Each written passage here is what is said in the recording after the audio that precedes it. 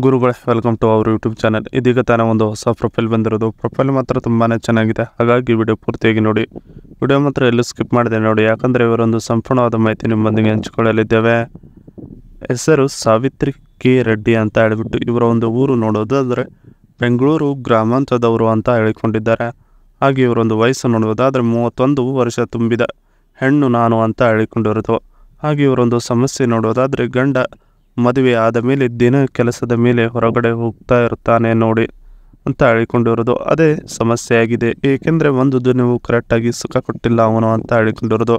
ಒಂದು ಮೈಕಟ್ಟು ನೋಡೋದಾದರೆ ನೋಡಿದರೆ ಹುಮ್ಮಸ್ಸು ಬರುತ್ತದೆ, ಆ ಥರ ಒಂದು ಮೈಕಟ್ಟು ಇದೆ ನನ್ನದು ಅಂತ ಹೇಳಿಕೊಂಡಿದ್ದಾರೆ. ಇದಿಷ್ಟು ಇವರಿಗೆ ಸಂಬಂಧಿಸಿದ ಒಂದು ಸಂಪೂರ್ಣವಾದ ಬಯೋಡೇಟಾವನ್ನು ನಿಮ್ಮೊಂದಿಗೆ ಶೇರ್ ಮಾಡಿಕೊಂಡಿರೋದು. ಜೊತೆಗೆ ಮಾವ ಮಾಡಿದ ಕಿತಾಪತಿ ನೋಡಿ ಅಂತ ಹೇಳಿಕೊಂಡಿದ್ದಾರೆ. ಸೊ ಅದನ್ನು ಒಂದೊಂದಾಗಿ ನೋಡೋಣ. ಗಂಡ ಒಂದು ಕಿರಾಣಿ ಶಾಪ್ ಮಾಡಿಕೊಂಡಿದ್ದಾನೆ. ದಿನವಿಡೀ ಅಲ್ಲೇ ಕಾಲವನ್ನು ಕಳೆಯುತ್ತಾನೆ, ಮನೆಗೆ ಬರಲ್ಲ. ನಾನು ಮತ್ತೆ ಮಾವ ಅಷ್ಟೇ ಮನೆಯಲ್ಲಿ ಇರುವುದು ನೋಡಿ ಅಂತ ಭಾಳ ಕ್ಲಿಯರಾಗಿ ಹೇಳಿರೋದು ನಿಮಗೆ.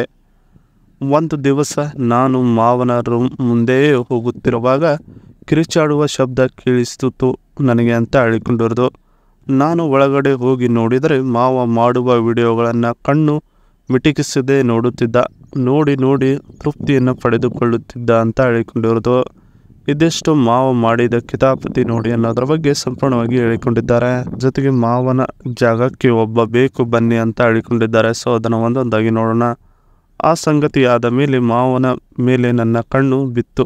ಅದಕ್ಕಿಂತ ಮುಂಚೆ ಮಾವನನ್ನ ತೋತಾಪುರಿಗಳನ್ನು ಕಣ್ಣು ಮಿಟುಕಿಸದೆ ನೋಡಿ ಜೊಲ್ಲು ಸುರಿಸುತ್ತಿದ್ದ ದಿನವಿಡೀ ಅನ್ನೋದು ನನಗೆ ಆಮೇಲೆ ಗೊತ್ತಾಯಿತು ನೋಡಿ ಅಂತ ಹೇಳಿಕೊಂಡಿರೋದು. ಒಂದು ದಿನ ತಾಳದೆ ಮಾವನಿಗೆ ತೂತವನ್ನು ಹೊಡೆಯೋಕ್ಕೆ ಬಿಟ್ಟೆ. ಮಾವ ಚೆನ್ನಾಗಿ ಮಾಡಿ ಮಜವನ್ನು ತೆಗೆದುಕೊಂಡ, ಹಾಗೆ ನನಗೂ ಮಜವನ್ನು ಕೊಟ್ಟ ನೋಡಿ ತನ್ನ ಹೇಳಿಕೊಂಡಿರೋದು. ಮಾವ 1 ತಿಂಗಳ ಹಿಂದೆ ಮೃತಪಟ್ಟ. ಮತ್ತೆ ಅವನ ಜಾಗಕ್ಕೆ ಇನ್ನೊಬ್ಬ ಗೆಳೆಯ ಬೇಕು ಬನ್ನಿ ಕೊಡ್ತೀನಿ. ಈಗ ಮಾವ ಇಲ್ಲದೆ ಇರೋದ್ರಿಂದ ನಾನು ಒಬ್ಬಳೇ ಮನೆಯಲ್ಲಿ ಇರುತ್ತೇನೆ. ಗಂಡ ಕೂಡ ದಿನವಿಡೀ ಕಿರಾಣಿ ಶಾಪ್ನಲ್ಲಿ ಇರುತ್ತಾನೆ ನೋಡಿ ಅನ್ನೋದನ್ನು ಕ್ಲಿಯರಾಗಿ ಹೇಳಿರೋದು ನಿಮಗೆ. ಇದಿಷ್ಟು ಮಾವನ ಜಾಗಕ್ಕೆ ಒಬ್ಬ ಬೇಕು ಬನ್ನಿ ಅನ್ನೋದ್ರ ಬಗ್ಗೆ ಸಂಪೂರ್ಣವಾಗಿ ಹೇಳಿಕೊಂಡಿದ್ದಾರೆ. ಬಳಿ ಇರುವ ಟೊಯೋಟಾ ಇನೋವಾ ಕ್ರಿಸ್ತಾ ಕಾರಿನ ಒಂದು ರಿವ್ಯೂ ಹೇಳಿಕೊಂಡಿದ್ದಾರೆ. ಸೊ ಅದನ್ನು ಒಂದೊಂದಾಗಿ ನೋಡೋಣ.